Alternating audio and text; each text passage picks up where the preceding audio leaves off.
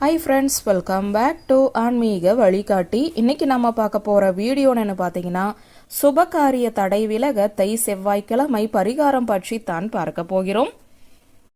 நிறைய பெற்றவர்களுக்கு இன்றைய சூழ்நிலையில் இருக்கும் கவலை, திருமண வயதை கடந்தும் என்னுடைய பிள்ளைக்கு இன்னும் திருமணம் நடக்கவில்லை, 30 வயதை கடந்தும் என்னுடைய பிள்ளைக்கு திருமணம் நடக்கவில்லை, எவ்வளவோ வரன் வருகிறது, ஆனால் கல்யாணம் கைகூடி வரமாட்டேங்குது என்று சொல்கிறார்கள்.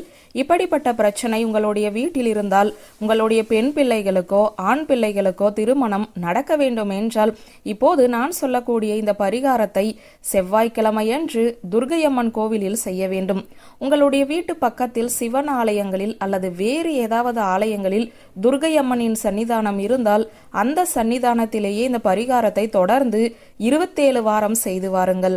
27வது வாரம் முடிவதற்குள்ளாகவே உங்களுடைய பிள்ளைகளுக்கு திருமணம் நடந்தாலும் ஆச்சரியப்படுவதற்கு இல்லை. கணவன் மனைவி பிரிந்திருந்தால் 2 பேரும் ஒன்று சேர வேண்டும் என்பதற்காகவும், கணவன் மனைவி யார் வேண்டும் என்றாலும் இந்த பரிகாரத்தை செய்யலாம். அந்த அற்புதம் வாய்ந்த சக்தி வாய்ந்த பரிகாரம் என்ன என்பதை பற்றித்தான் இப்போது பார்க்க போகிறோம்.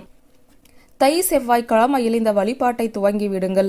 வரும் செவ்வாய்க்கிழமையில் அல்லது அடுத்த வாரம் வரக்கூடிய செவ்வாய்க்கிழமை உங்களுடைய சௌகரியத்திற்கு இந்த வழிபாட்டை நீங்கள் துவங்கலாம். தை பிறந்தால் வழி பிறக்கும் என்று சொல்லுவார்கள். இந்த தை செவ்வாயில் உங்களுடைய பிரச்சனைகளுக்கு வழி கிடைக்கப் போகிறது என்று நினைத்து கொண்டு இந்த வீடியோவை முழுவதுமாக பாருங்கள். வீட்டு பக்கத்தில் இருக்கும் துர்க்கையம்மன் கோவிலுக்கு முதல் வாரம் செவ்வாய்க்கிழமை ஒரு எலுமிச்சம்பழம் வாங்கி கொடுத்து ஒரு மண் அகல் விளக்கில் நல்லெண்ணெய் ஊற்றி திரி போட்டு தீபம் ஏற்ற வேண்டும். சில பேர் வீட்டில் எலுமிச்சை பழம் தீபம் போடக்கூடிய வழக்கம் இருக்கும். உங்கள் வீட்டில் உங்கள் அம்மா, தாத்தா, பாட்டி என்ன சொல்கிறார்கள்? எலுமிச்சம்பழத்தில் தீபம் போடலாம் என்று சொன்னால் எலுமிச்சம்பழத்தில் தீபம் போடலாம். நீங்கள் எலுமிச்சம்பழத்தில் தீபம் போட்டாலும், மண் அகல் விளக்கில் தீபம் போட்டாலும், குருக்களிடம் இந்த எலுமிச்சம்பழத்தை கொடுத்து அம்பாளின் பாதத்தில் வைக்க சொல்ல வேண்டும். அதற்கு முன்பு அந்த எலுமிச்சம்பழத்தை கையில் வைத்துக்கொண்டு உங்களுக்கு திருமணம் நடக்க வேண்டும் என்று பிரார்த்தனை செய்ய வேண்டும்.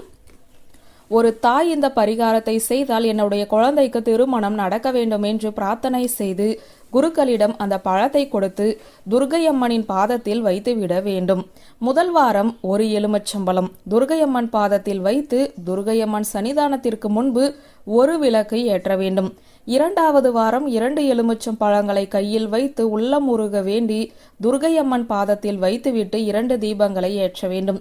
இதே போல 3 வாரம் 4வது வாரம் என்று தொடர்ந்து செய்ய வேண்டும். 26வது வாரம் 26 எலுமிச்சம் பழங்களை துர்க்கையம்மன் பாதத்தில் வைத்துவிட்டு 26 விளக்குகளை ஏற்ற வேண்டும். 27வது வாரம்தான் 27 எலுமிச்சம் பழங்களை வாங்கி மாலையாக கோர்த்து துர்க்கை அம்பாளுக்கு போட்டு 27 விளக்குகள் ஏற்றி அம்மனுக்கு குங்கும அர்ச்சனை செய்து உங்களால் முடிந்த நெய்வேத்தியம் செய்து வைத்து இந்த பரிகாரத்தை சிறப்பாக நிறைவு செய்து கொள்ள வேண்டும். இதுபோல வழிபாட்டை செய்பவர்களுடைய வீட்டில் இருக்கும் சுபகாரிய தடை நிச்சயம் விலகும். முழு நம்பிக்கையோடு இதை செய்தால் அடித்து ஆணைத்தனமாக சொல்லலாம். எந்த தோஷம் உங்கள் பிள்ளைக்கு இருந்தாலும் சரி, அந்த தோஷங்கள் எல்லாம் விலகி நல்ல திருமண வாழ்க்கை அமையும்.